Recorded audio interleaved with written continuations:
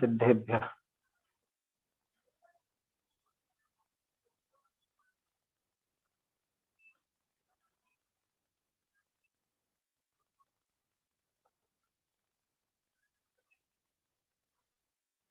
मंगलमय मंगल करण वीतराग विज्ञान, नमो ताहि जाते भये अरहंत आदि महान।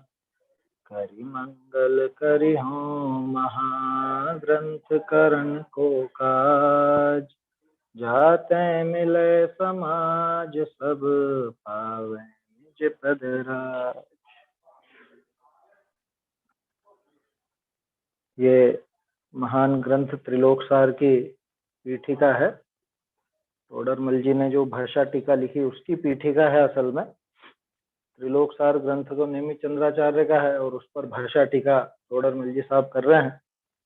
बहुत सुंदर टीका है और वैसी सुंदर उसकी पीठिका है। माने ग्रंथ की प्रस्तावना भी इतनी गजब की है। ये पीठिका पढ़ते पढ़ते बहुत सौ का विचार ऐसा हो सकता है कि पूरा त्रिलोकसार ग्रंथ का अभ्यास क्यों ना किया जाए। मैंने तोडरमल जी ने जो टीका लिखी है वो अभ्यास क्यों ना किया जाए, ऐसा भाव आना चाहिए। बहुत सौ को आया भी होगा। जब टीका ही ऐसी सुंदर है तो पूरा ग्रंथ कितना सुंदर होगा, ऐसा विचार करके व्यक्तिगत रूप से तो अभ्यास कर ही लेना चाहिए। सामूहिक रूप से चाहे उसका अभ्यास बने या ना बने, ग्रंथ की विशालता के कारण। खैर, ये जो टीका की पीठिका है इसमें तोडरमल जी ने कर्णानुयोग की कोई बात नहीं की, बल्कि अध्यात्म और भेद विज्ञान की अद्भुत बातें, वो अद्भुत रहस्य अपने को समझाए। उन्होंने ये भी बताया कि ये ग्रंथ बना कैसे, कैसे इस ग्रंथ की रचना हुई है, इस ग्रंथ में मेरा खुद का कितना योगदान है, मेरा कर्तृत्व कितना है इस ग्रंथ में। ये सारी बातें तोडरमल जी ने बताई। समझा दिया उन्होंने कि भाई जीव का तो सिर्फ ज्ञान का काम था, राग का काम था, योग का काम था। इसके अलावा बाकी काम तो शरीर का हुआ, कलम का हुआ, स्याही का हुआ, कागज का हुआ। वो सब भी क्रियावान है, सक्रिय हैं। इस वजह से उनमें क्रियावती शक्ति होने से ऐसा ऐसा ये ग्रंथ की संरचना हो गई। इसमें मेरा थोड़ा भी कर्तृत्व नहीं। फिर भी व्यवहार से ऐसा कह दिया जाता है, जैसे कुम्हार को घड़े का कर्ता कह देते हैं, अन्य अनेक कारण होने पर भी कुम्हार पर ही वो दोषारोपण कर दिया, दोषारोपण माने वो कर्तृत्व का आरोपण कर दिया जाता है। वैसे ही इस ग्रंथ का कर्ता मुझे समझना व्यवहार मान। परमार्थ से तो मेरा इससे कुछ भी लेना देना नहीं है। निश्चय से देखा जाए तो ये बिल्कुल न्यारा भिन्न द्रव्य है और मैं इससे बिल्कुल भिन्न। इस वजह से मेरा इससे कोई कर्तृत्व वाली बात नहीं है। ये सारी बातें हुई थी। इसके बाद एक अलग ही प्रश्न आया कि भाई आप कह रहे थे कि ये ग्रंथ हम लिख रहे हैं जिससे दूसरे जीवों का भी कल्याण हो जाए और हमारा भी कल्याण हो जाए। तो कल्याण तो तब हो जब वो कोई धर्म की बात हो। भूगोल में धर्म की क्या बात? भूगोल में कौन सा, ना निश्चय धर्म ना व्यवहार धर्म, कौन सा धर्म आ गया भूगोल? ये जो तीन लोक की रचना का वर्णन है, तो भूगोल का ही तो वर्णन है, या जीव कहाँ कहाँ रहता है उसका वर्णन है। तो उसमें कल्याण कैसे होगा? मूल बात ये थी। उसका जवाब बहुत सुंदर दिया तोडरमल जी ने। मतलब कोई कल्पना नहीं कर सकता था कि इससे कैसे अपना कल्याण बिठाएंगे, आत्म कल्याण कैसे होगा। ये भूगोल पढ़ने से ये आपको कहीं और इससे सुंदर जवाब नहीं मिल सकता, है ना। तो तोडरमल जी ने जवाब दिया कि भैया धर्म से कल्याण होता है, ये बात पक्की। और धर्म का मूल है वो सम्यक दर्शन, सम्यक। और सम्यक तो जिसके संशय नहीं हो उसी जीव को हो सकता है। जिसके दिमाग में संशय बैठा हुआ है वहां सम्यक का तो प्रवेश ही नहीं हो सकता, है ना। सम्यक तो बहुत दूर की बात है उसके लिए। और चूंकि जीव तरह तरह की बातें सुनकर अन्य मतियों द्वारा जो प्ररूपणा की गई है, उन प्ररूपणाओं को आधार बनाकर अपने दिमाग में जाने कैसे कैसे संशय लेकर के बैठा हुआ है, विपरीतताएं लेकर बैठा हुआ है भूगोल की रचना के संबंध में। और फिर वो भूगोल बनाया किसने उसके संबंध में, क्योंकि जब वो संरचना आती है तो उसके बनाने वाले पर भी चर्चा होगी होगी। इस वजह से उसके दिमाग में बहुत संशय रहते हैं और ऐसा विपरीत मान्यता वाला जीव कभी भी अपना कल्याण नहीं कर सकता। और जब वो ये जानेगा, जब वो जैन शास्त्रों के अनुसार 3 लोक की रचना का वर्णन आदि जानेगा और ये जानेगा कि इस पूरी संरचना को बनाने में किसी का कोई योगदान नहीं, ये सब अनादि निधन है, अकृत्रिम है, इनको कोई बनाने वाला नहीं, तो उसके उन विषयों संबंधी संशय दूर होगा और वो संशय दूर होने पर अपने आप ही उस सम्यक्त्व का पात्र बनेगा, श्रद्धान दृढ़ होगा। अन्य का श्रद्धान छूटेगा तो वहां तो गृहीत मिथ्यात्व छूटने जैसी बात होगी और यहाँ पे मंद कषायपना भी आया, संशय भी छूटा, तो अपने आप ही एक सम्यक्त्व का उसके इसके भूमिका बन जाएगी, है ना, ऐसी बात थी। इसके अलावा ये जीव कहाँ कहाँ पाया जाता है, कैसा कैसा होता है, कैसे कैसे अजीव का संयोग इसको मिलता है, ये सब जानने पे जीव अजीव का श्रद्धान दृढ़ होगा, है ना। पुण्य आश्रव पुण्य बंध का फल कैसा कैसा होता है, कहाँ कहाँ मिलता है, पाप आश्रव पाप बंध का फल कहाँ कहाँ मिलता है, वो सारी संरचना जानने पर आश्रव और बंध का श्रद्धान दृढ़ होगा। और पूरे संसार में इन सब भूगोल की जो संरचना है, इस सब जगह पर दुख ही दुख है, सुख नहीं है, ऐसा जानने पर अपने आप संवर निर्जरा में लगेगा, फल स्वरूप मोक्ष की प्राप्ति करेगा। और मोक्ष का स्थान वहां है सिद्धशिला, है ना। मोक्ष का स्थान माने मोक्ष होने के बाद वहां जाता है, जीव को मोक्ष की पर्याय होती है तब वहां चला जाता है। ये सब बातें उसके साथ होंगी तो ये सातों तत्वों संबंधी श्रद्धान दृढ़ होगा, तो इस तरह से भी वो सम्यक्त्व की प्राप्ति में सहायक होता। तो ये तो बात हुई थी सम्यक दर्शन।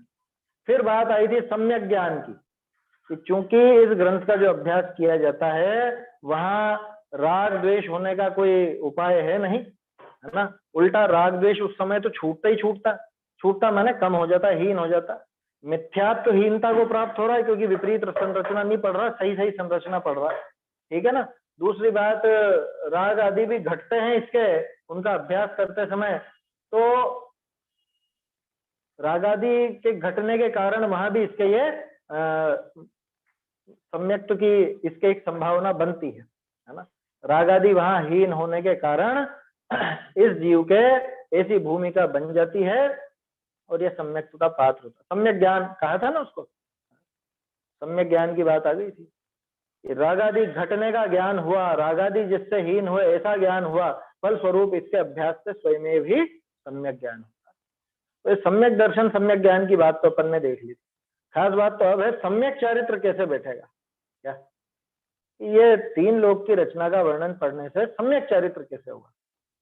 सम्यक दर्शन आपने घटित कर दिया, कोई बात नहीं, सम्यक ज्ञान आपने घटित कर दिया, लेकिन सम्यक चारित्र कैसे। तो सम्यक चारित्र किस तरह से घटित होता है वो अपन देखते हैं आगे इसके अंदर ही। देखिए ये ढूंढारी से ही पढ़ेंगे इसको अपन, हस्तलिखित ग्रंथ से ही।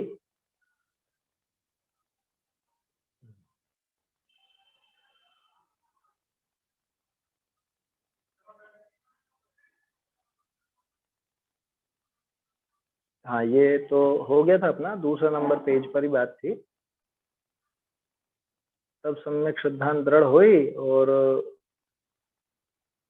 वृद्धि नहीं हो हानि हो है, ताते हैं या का अभ्यास आप ही सम्यक ज्ञान रूप है। ये बात लिख दी थी तोड़रमल जी साहब, इस शास्त्र का अभ्यास स्वयं ही सम्यक ज्ञान रूप है।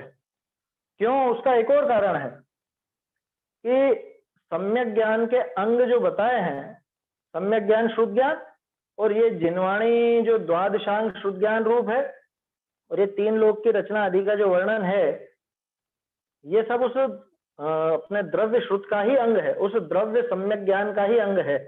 इस वजह से इस शास्त्र का अभ्यास, ये 3 लोक की रचना आदि का अभ्यास स्वयं ही सम्यक ज्ञान रूप है ना। ये दूसरी पंक्ति है यहाँ पर इसके अंदर। चलिए अब यहाँ सम्यक चारित्र अपने को देखना है। कोई पढ़ना चाहता है? बहुरी तीसरा सम्यक चारित्र आगे।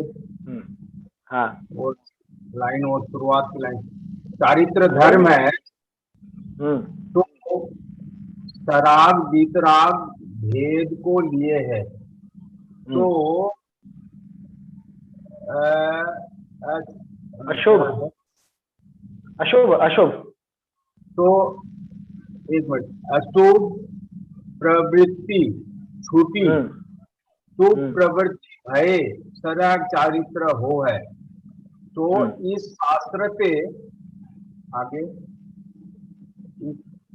इस शास्त्र पे अशुभ का फल नरक आदि जाने, शुभ का है, शुभ का फल आएगा, शुभ का फल स्वर्गादि जाने, तो हिंसादि पाप हिंसादि पाप, हाँ हिंसादि पाप को छोड़ी व्रतादि शुभ विषय प्रवर्ते। आगे प्रवर्ते आगे नहीं आ रहा है। बहुरी कहाँ पर शुभ प्रवर्ते, बहुरी राग द्वेष एक, हाँ हमको लाइन छूट गया, तीसरी लाइन ऊपर से तीसरी लाइन, हाँ तीसरी लाइन, हाँ ऊपर से तीसरी। बहुरी राग द्वेष जाते उपजे, ऐसा विचार दूरी भय वीतराग चारित्र हो है। तो आगे नहीं है, तो ल है, तो लोक, हाँ का स्वरूप, लोक का स्वरूप का, लोक का स्वरूप का विचार करते हैं कि करते हैं किछु, इस पर्याय संबंधी प्रयोजन नहीं, और बिना प्रयोजन राग, आगे नहीं आ रहा, बिना प्रयोजन राग, बिना प्रयोजन, बिना राग द्वेष, एक मिनट, बिना प्रयोजन राग द्वेष जाते उपजे, ऐसा काहे विचार, को उपजे, नहीं ऊपर पहुंच गया आप, नीचे वाली लाइन देखिए, काहे को उपजे, राग द्वेष काहे को उपजे, ताते वितराग भाव स्वयमेव ही होय। यहाँ कोई बस वो अगला प्रश्न है क्या, बस यहीं तक देखते हैं अभी, फिर अगला प्रश्न है।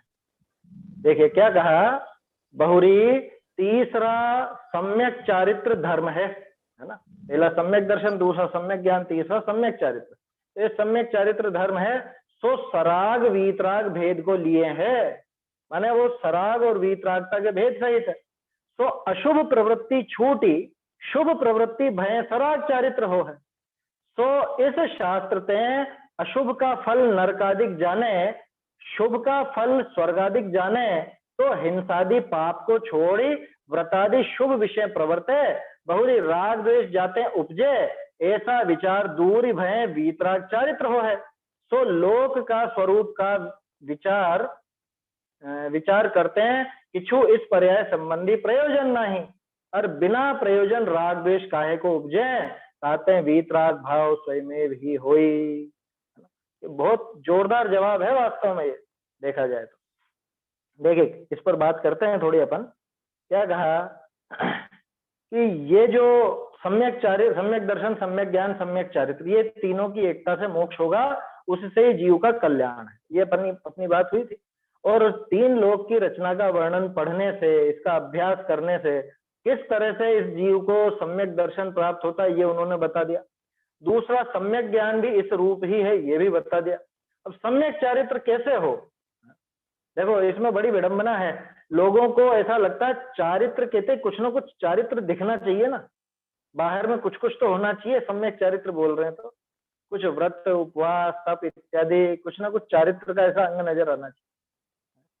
तो टोडरमल जी ने बिल्कुल सिंपल रखी बात, एकदम सरल, क्या कि भैया चारित्र दो तरह का, सराग चारित्र और वीतराग चारित्र, ठीक है ना।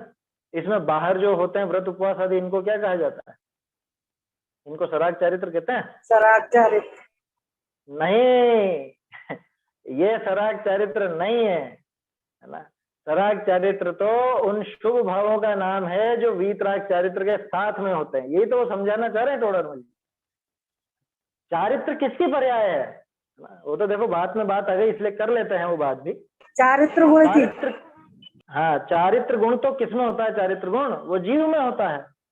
तो जब आप कह रहे हो कि जीव में चारित्र गुण होता है और उसकी पर्याय ये सम्यक चारित्र है, सराग चारित्र हो या वीतराग चारित्र, वो चारित्र का ही रहेगा ना। उद्गल में कौन सा चारित्र, ये शरीर में कौन सा चारित्र का गुण है जो शरीर के व्रत तप आदि से चारित्र हो जाए? समझ में आ रही है बात? इस शरीर में चारित्र नाम का कोई गुण है क्या जो इस शरीर की क्रिया करने से कुछ चारित्र हो जाएगा? लेकिन चारित्र सुनते ही हमारे दिमाग में ऐसी छवि आती है, और लोगों के लिए बोलते भी अपन, उनका चारित्र बहुत अच्छा है, बहुत अच्छा आचरण है उनका, बहुत बढ़िया चारित्र है।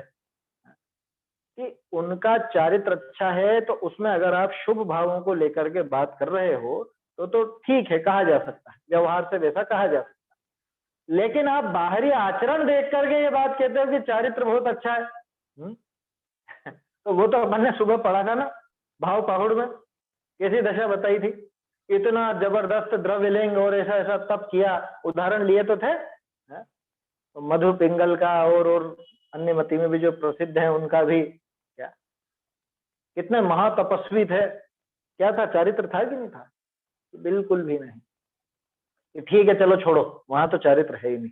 आप तो ये बताओ तीन लोक में चारित्र कैसा आया? तीन लोक की रचना पढ़ने में चारित्र कैसा आया?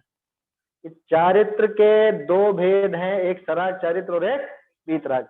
ये तो नाम सुना ही है सबने, ठीक है ना। अब यहाँ देखो टोडरमल जी साहब क्या समझा रहे हैं। सराग वीतराग भेद को लिए हैं वो चारित्र। मैंने चारित्र को इस हिसाब से देखा है कि जीव द्रव्य अरूपी है तो उसका भाव भी अरूपी है, तो उसका शुभ भाव हो चाहे शुद्ध भाव हो, दोनों अरूपी है। शुभ भाव और शुद्ध भाव अरूपी है। अरूपी को प्रसिद्ध करने वाला जो भाव बनता है और वो शरीर के आश्रय से जो बाहर में परिणमन होता है, बाहर का उसके भाव जो बने उसके आश्रय से शरीर का तत्व परिणमन हो जाता है, उसे देखकर बाहर में उस शरीर के ऊपर आरोप आ जाता है, लेकिन वो वास्तविक अंदाजा लगता है। सही है, वो अंदाजा लगता है, वो सहचारी और सहकारी वाली बात है ना। ये चीज अपन ने समझी है पहले मोक्षमा प्रकाशक में। भाई जब अंदर में ऐसे शुभ भाव होते हैं तो बाहर में शरीर की क्रिया भी वैसी नजर आती है, तो उससे एक अनुमान लगता है। उस अनुमान के आधार पर अपन समझते हैं कि हाँ इनका चारित्र अच्छा है। लेकिन अब भोले जीव इस बारीकी को समझते नहीं है, वो इस चक्कर में आ जाते हैं कि शारीरिक कुछ क्रिया करने का ही नाम चारित्र है ना। अपन वो बात कर रहे हैं, तो जो चारित्र उनको कहा भी जाता, कहा गया है शास्त्रों में, उसको भी कहा गया है, ऐसी कोई बड़ी बात नहीं। प्रथमानियोग पढ़ोगे, चरणानियोग पढ़ोगे तो उसका ही नाम चारित्र मिलेगा। तो उसका कारण क्या?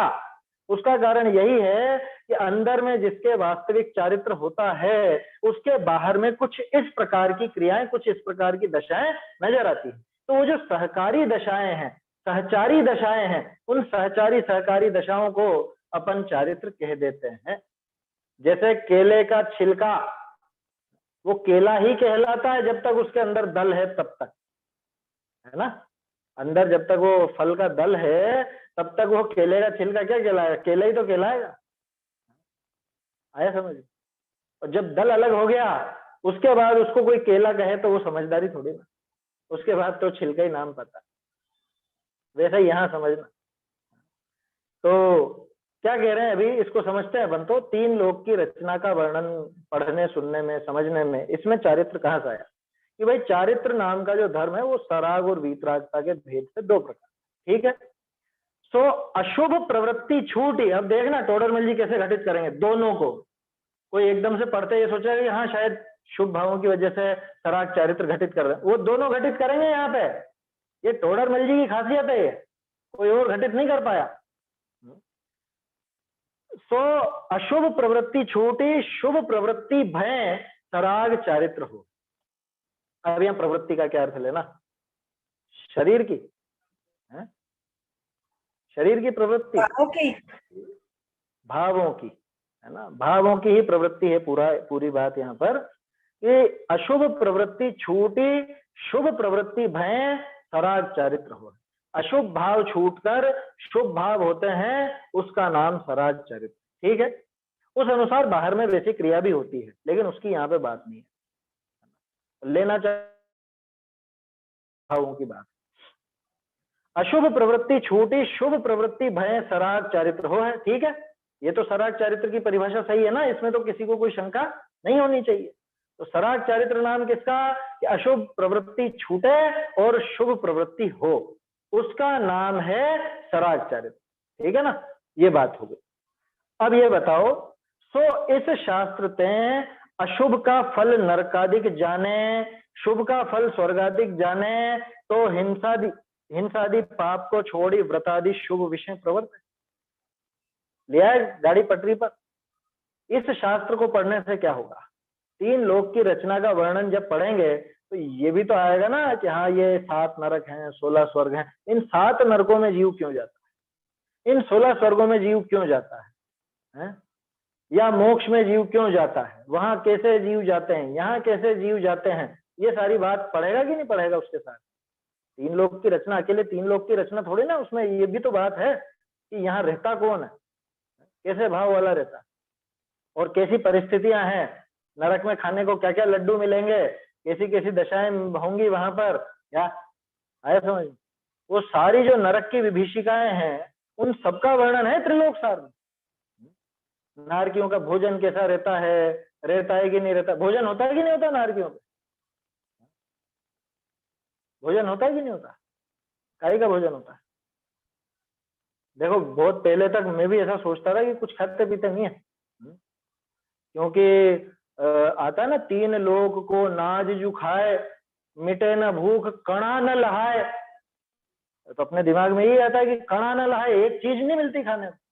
त्रिलोक सार में पढ़ोगे तो पता चलेगा कि खाने को मिलता तो है। क्या मिलता है कि वहीं की भूमि, मिट्टी, वही नरक की मिट्टी खाने को मिलती।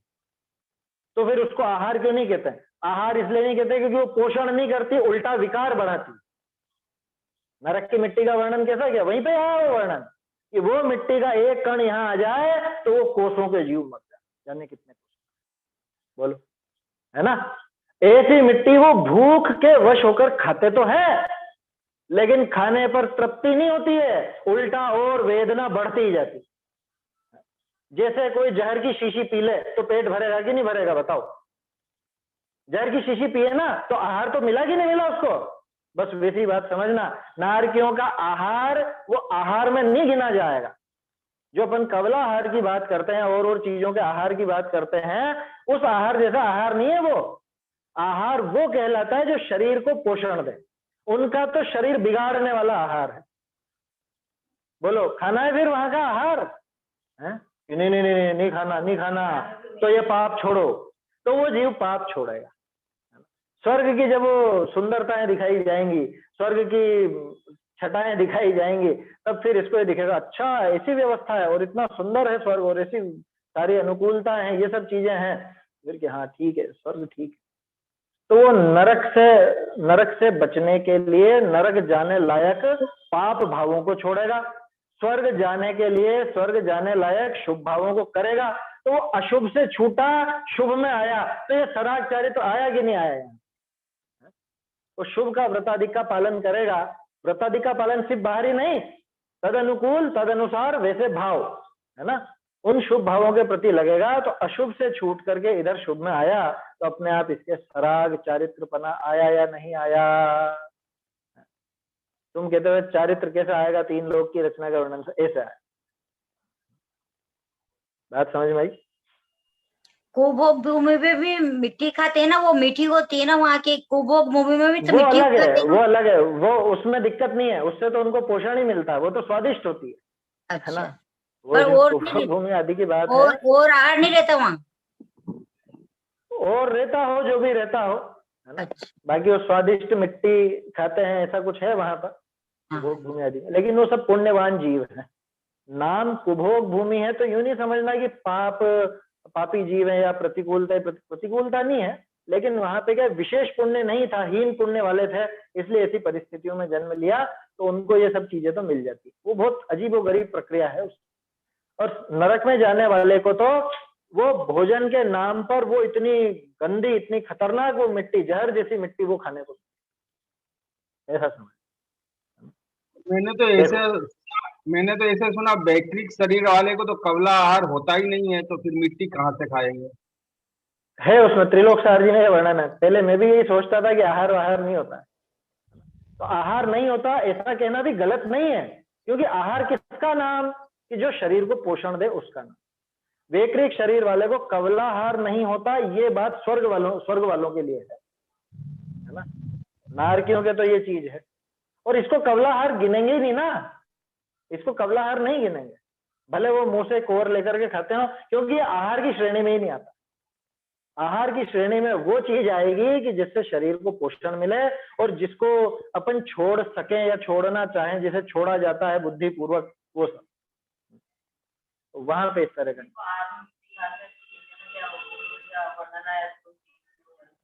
वो नदियां बहती है वहां पे, है ना, वो सब इसके अंदर है। ये सब जानना है तो ये रहस्य आपको ये त्रिलोक सार ग्रंथ पढ़ने पर विशेष खुलेगा।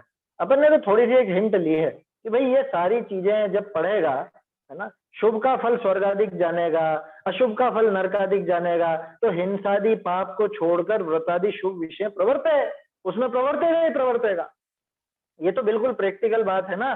जब एक बच्चे को दंड का भय दिखाया जाएगा और पुरस्कार का लोभ दिया जाएगा, तो अपने आप को कौन सा काम करेगा, आप बताओ, कि जिससे पुरस्कार मिले वो काम करेगा, जिससे डांट फटकार मिले, दंड मिले, ऐसा काम क्यों करने लगे? ऐसी सीधी बात। तो पाप को छोड़कर व्रतादि शुभ विषय प्रवर्त है। बहुरी राग, अब ये तो हो गई सराग चारित्र की बात है ना, कि ठीक है साहब, सराग चारित्र तो घटित कर दिया आपने, वीतराग चारित्र कैसे घटित करो? बहुरी राग द्वेष जाते हैं उपजे, राग द्वेष जिससे पैदा होते हो, ऐसा विचार दूर भय वीतराग चारित्र हो है। ये वीतराग चारित्र की परिभाषा कहाँ प्रकट होता है? वीतराग चारित्र, कि जहां पर राग द्वेष की कल्पना ही ना हो, जहां राग द्वेष की प्रवृत्ति ही ना हो, वहीं तो वीतराग चारित्र होता है ना। आत्मलीनता, सीधे शब्दों में कहें तो आत्मलीनता होती है, तो न राग न द्वेष, कोई ऐसी दशा नहीं। तो राग द्वेष जिससे पैदा होते हैं, ऐसा विचार दूर होने पर वीतराग चारित्र होता है। ठीक है, सो लोक का स्वरूप का विचार करते हैं, किछु इस पर्याय संबंधी प्रयोजन नहीं, और बिना प्रयोजन राग द्वेष काहे को उपजे। बात समझ में आ रही है? कैसे कैसे दिखाया इन्होंने वीतराग चारित्र। राग द्वेष कहाँ होता है बताओ? हमारे इस लोक संबंधी कोई प्रयोजन जुड़ा हुआ हो, उसी वस्तु से या उसी व्यक्ति से हमको राग अथवा द्वेष होता है। ये तो पक्की बात है ना। कोई भी प्रयोजन हो, खाने पीने का, रुपए पैसे का, मिलने जुलने का, रिश्तेदारी का, व्यापार का, है जो भी XYZ, कोई भी हमारा इस तरह का प्रसंग हो, मित्रता का हो, प्रेम प्रसंग हो, या कुछ भी तो हो, कैसे भी करके अपना कोई प्रयोजन, उससे लौकिक प्रयोजन जुड़ा हुआ हो, वहां राग द्वेष होता है। ठीक है ना। और वीतराग चारित्र की परिभाषा क्या दी? कि जहां राग भी ना हो, द्वेष भी ना हो, ऐसा विचार वहां पे पनपे ही नहीं कि जिससे राग द्वेष हो सके, वहां वीतराग चारित्र। तो जब तीन लोक को जानेगा, तीन लोक के स्वरूप का विचार करेगा, तो ये बताओ कि इस पर्याय संबंधी तो कोई प्रयोजन इनमें भाषित ही नहीं होता। बोलो क्या भाषित हो रहा है? सुमेरु पर्वत 1 लाख योजन का है, मध्य जो ये 2.5 द्वीप है ये 45 लाख योजन का है, या वो नंदीश्वर द्वीप में ऐसी ऐसी संरचना है, इससे आपके इस लोक संबंधी क्या प्रयोजन सिद्ध होता है? इस मनुष्य भाव, ये जो पर्याय है आपकी, इस पर्याय संबंधी क्या प्रयोजन सिद्ध हो रहा है? ये सब जानने से आपकी भूख मिट रही है, या ये सब जानने से आपको पैसे मिल रहे हैं, रुपए पैसे मिल रहे हैं? क्या हो रहा है इससे? इससे आपका व्यापार धंधा, इससे आपका कोई और कोई भी सांसारिक प्रयोजन फलित हो रहा है? क्या हो रहा है? तीन लोक की रचना का वर्णन जान। नरक के बिलों की कितनी गिनती है, वो गिनती जानने से आपका पेट भरेगा है? या अभी आपने वो नारकियों के भोजन की बात जान ली तो आपकी भूख मिट गई है? कौन सा प्रयोजन पूरा हो रहा है? देवों के भोगों को जान करके क्या आपके भोग संबंधी इच्छा समाप्त हो गई? मतलब वो जो आपके भोगने की इच्छा होती है वो पूरी हो रही है? क्या हो रहा है? इस सांसारिक प्रयोजन तो इससे कुछ भी पूरा नहीं होता ना। तो सांसारिक प्रयोजन का उद्देश्य ये नहीं है। देखो, ये नहीं कहना चाहिए कि इससे सांसारिक प्रयोजन पूरा नहीं होता, क्योंकि पुण्य बंधता है तो वो साइकिल तो अपन दिखा सकते हैं उस तरह की कि पुण्य बंधेगा और आगे वो सब परिस्थितियां बन जाएंगी, वो चीज नहीं कहना चाह रहे हैं। यहाँ सीधी सी बात है कि यहाँ तत्काल में किससे राग द्वेष होगा, इसमें राग द्वेष का कौन सा प्रसंग बन रहा है, इसमें आपके लौकिक जीवन का कौन सा ऐसा प्रसंग घटित हो रहा है जो तीन लोक की रचना के वर्णन, कोई सा भी नहीं। तो जब कुछ भी घटित नहीं होता, ना हमारी दुकान संबंधी कोई बात है, ना हमारे मकान संबंधी कोई बात है, ना रिश्ते नाते संबंधी कोई बात है, तो बताओ क्या खाके यहाँ राग द्वेष करेगा जी?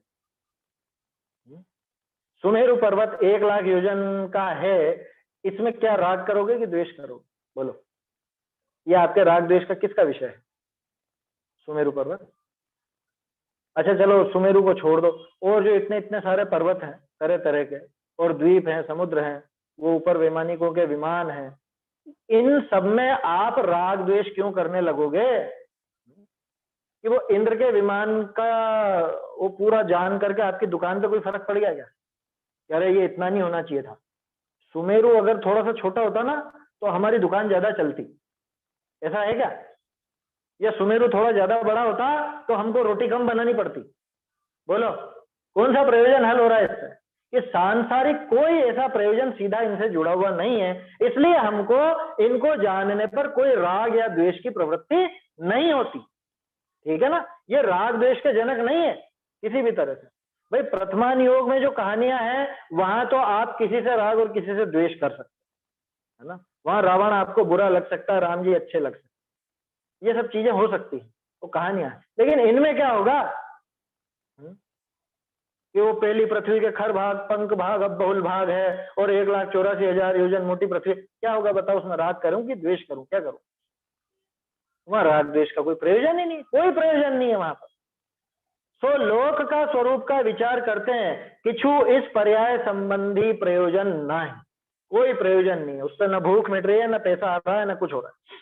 अरे बिना, अच्छा कोई जान लेगा ये सब चीजें जान लेगा तो उसके शादी ब्याह आसानी से हो जाएंगे, या जानने पर शादी ब्याह देर से होंगे, ऐसा कुछ है क्या?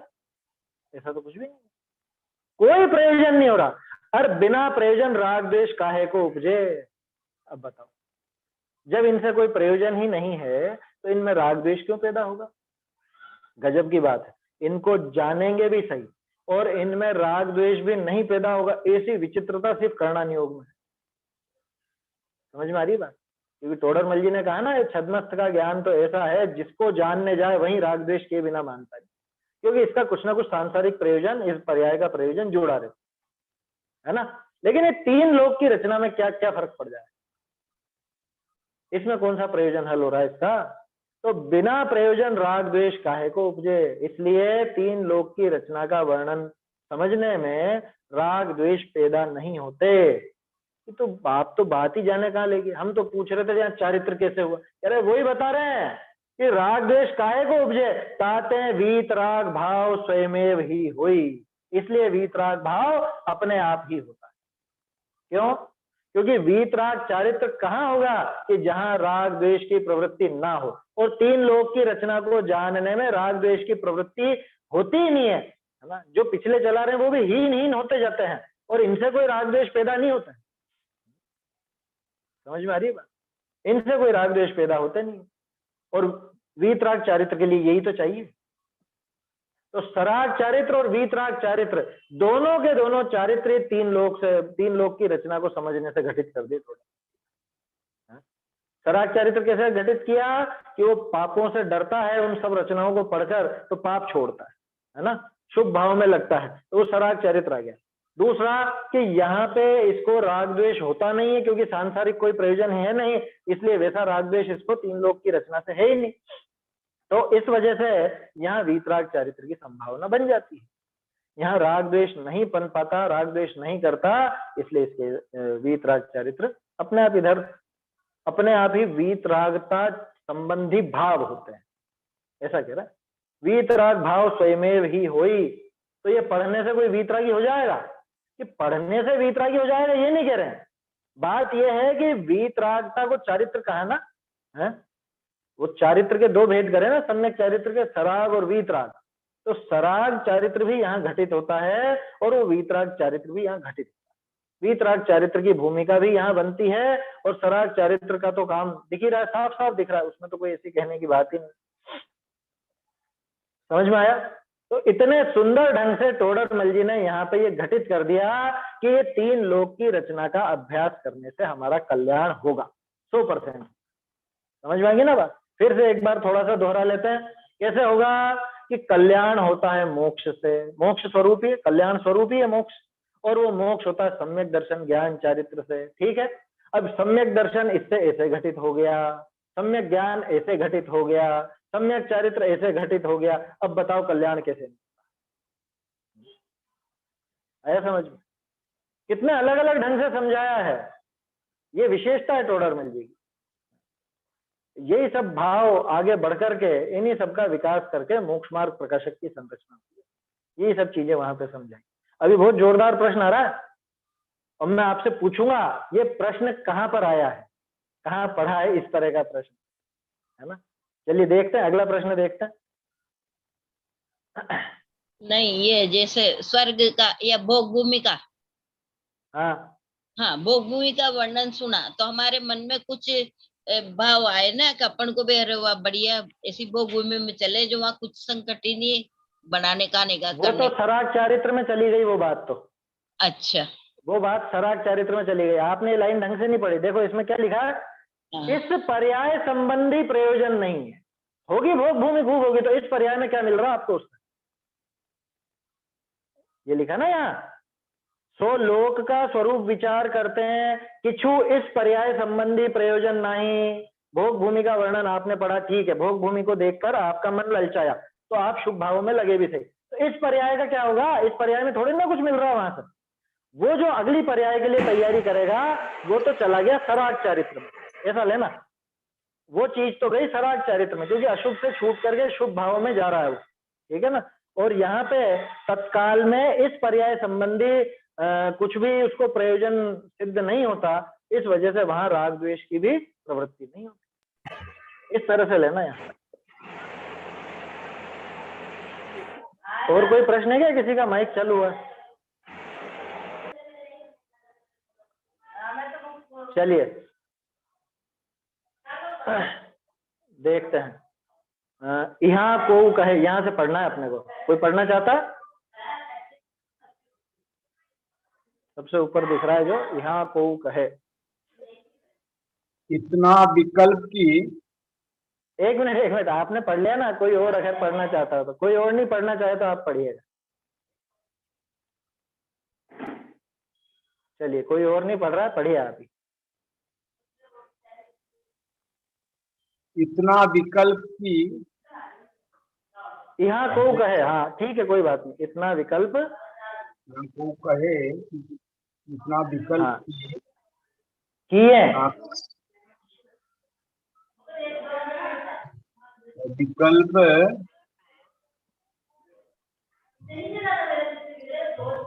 सबसे ऊपर की लाइन देखिए, किए। काका,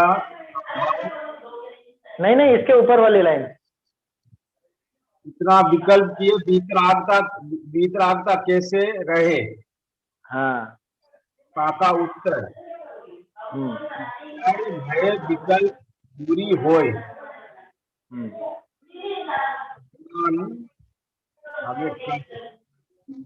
ज्ञान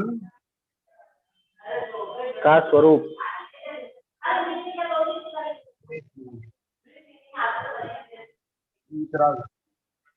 में छूट जाता है। ये ऊपर ही ऊपर वाली लाइन देखिए आप तो, ज्ञान का स्वरूप। हाँ, ज्ञान का स्वरूप तो सविकल्प ही है।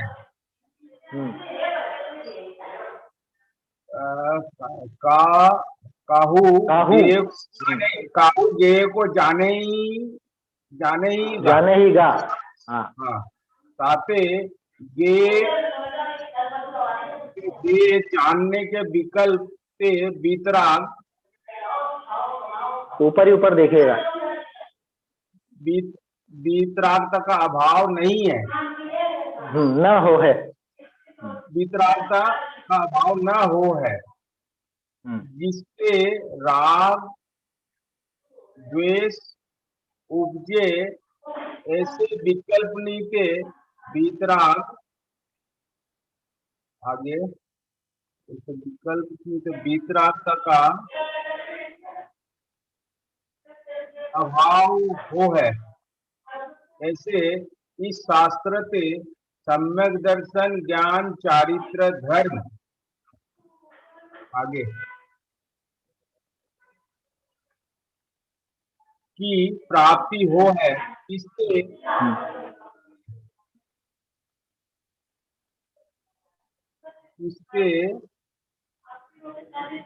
जीव का कल्याण हो है, ताते आके लिखने की इच्छा वही है। ऐसे यहाँ प्रश्न आगे से उत्तर, प्रश्न प्रयोजन, प्रश्न उत्तर का प्रयोजन यह है इस शास्त्र के अभ्यास को कार्यकारी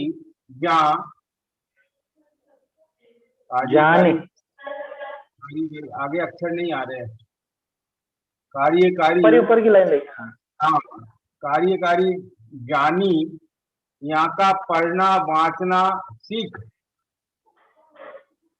सीखना सुनना इत्यादि अभ्यास विषय तत्पर रहना योग्य है। बहुरी यहाँ बस यहीं तक आगे नया प्रश्न आएगा। चलिए देखते हैं इसको।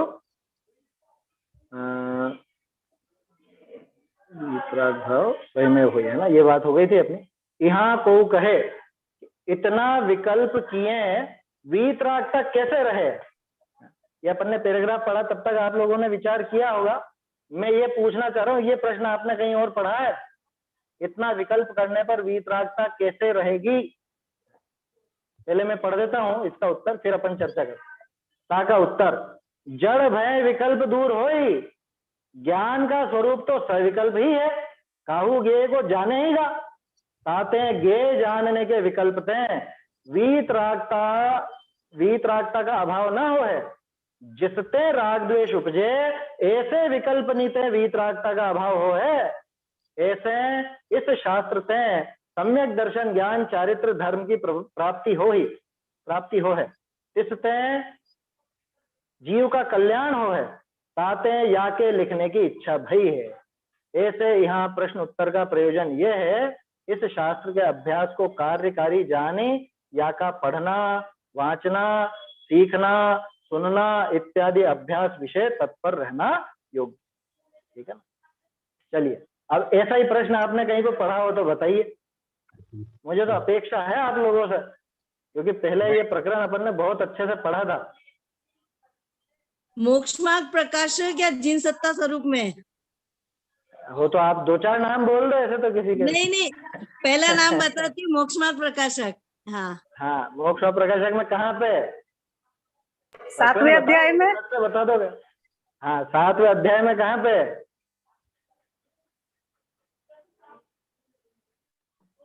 निश्चयाभासी का प्रकरण है, जब उससे कहा जाता है कि विचार अधिकार, कि इन विचारों में तो विकल्प बहुत होते हैं।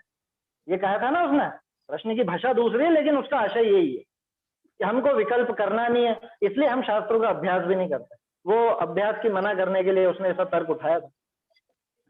क्या इन सब बातों में तो विकल्प बहुत होते हैं। वैसा ही ये प्रश्न है, क्या कह रहा है यहाँ को कहे कि इतना विकल्प किए वीतरागता कैसे रहे। ये आप इतनी बातें बता रहे हो और घुमा फिरा करके आपने सम्यक दर्शन ज्ञान चारित्र भी सिद्ध कर दिया, और इतना घुमा फिरा करके हमको चारित्र मिल रहा है, तो वो वीतरागता कैसे होगी इतना विकल्प। एक बात इस व्याख्यान के आधार पर है ना, मतलब ऐसे कैसे हम वीतरागता की तरफ पहुंचेंगे। दूसरी बात कि ये जो आपने कहा कि वीतराग चारित्र ऐसे घटित होता है, कैसे घटित होता है? इन सबको जानने पर, है ना, इन सबका वर्णन जानने पर कोई इस पर्याय संबंधी प्रयोजन भाषित नहीं होता, इसलिए वीतरागता घटित। तो इन सबको जानेंगे माने इन सबका विकल्प करेंगे, इतने सारे विकल्प स्वर्ग के, नरक के, भूगोल के, 3 लोक, ये मध्य लोक की रचना ऐसी और ऐसी और ऐसी, इतना सब विकल्प होगा तो फिर वीतरागता कैसे रहेगी? बात समझ में आ रही है? एक सामान्य स्वाध्यायी जीव के दिमाग में तो एक खटका उठेगा ही उठेगा, इतना सब जानने में फिर वीतरागता कैसे? ये सब जानने में लगेंगे तो वीतरागता कैसे रहेगी, है ना? एक और बात जो टोडरमल जी ने ही कहा था कि छद्मस्त जीव के ज्ञान की प्रवृत्ति ऐसी कि जिसे जानने जाए वहीं राग द्वेष करता है। तो हम इतना जानेंगे, इतने विकल्प खड़े होंगे तो वीतरागता कैसे आएगी? दूसरी बात, विकल्प और चारित्र दोनों बिल्कुल विपरीत नजर आते हैं। वीतरागता और विकल्प बिल्कुल विपरीत नजर आते हैं। क्यों? कि वीतरागता तो निर्विकल्पता का नाम है साहब। बात समझ में आ रही है? अब प्रश्न समझ में आ रहा है? वीतरागता तो निर्विकल्पता का नाम है ना, और इनको जानने में तो इतने सारे विकल्प खड़े होंगे तो वीतरागता कैसे होगी? इसका जवाब अपन ने हालांकि पढ़ लिया है, लेकिन समय अपना हो गया है और अभी जल्दी जल्दी में लेंगे तो मजा नहीं आएगा। तो एक बार आप वो निश्चयभाषी का प्रकरण भी देख करके आना है कल, और कल अपन इसका जवाब फिर से देखें। हालांकि पढ़ तो लिया अपन ने, लेकिन इसका चर्चा अपन कल ही रखें, जल्दबाजी में नहीं खत्म करना चाहते। चलिए समाप्त करते हैं। और आज अच्छा पढ़ा आपने, है ना? और लोग भी पढ़ें, अभ्यास करें ना। नरेंद्र जी को तो बहुत उत्साह है, वो रोज ही पढ़ते हैं और काफी अच्छे से पढ़ लेते हैं।